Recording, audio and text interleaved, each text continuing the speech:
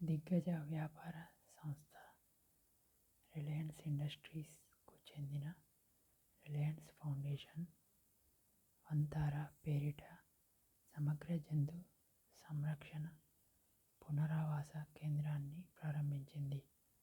గాయపడిన జంతువులను రక్షించడం, చికిత్స అందించడం, వాటి సంరక్షణ, పునరావాసం కోసం ఏర్పాట్లు చేయడం దీని ముఖ్య ఉద్దేశం. గుజరాత్లోని Jamnagar Reliance refinery complex green బెల్ట్లో 3000 ఎకరాల విస్తీర్ణంలో దీన్ని ఏర్పాటు చేశారు. వంతారాను కృత్రిమ అడవిగా భావించవచ్చు. దానిలో జంతువులు నివసించేందుకు సహజ రీతిలో వసతులు కల్పించారు.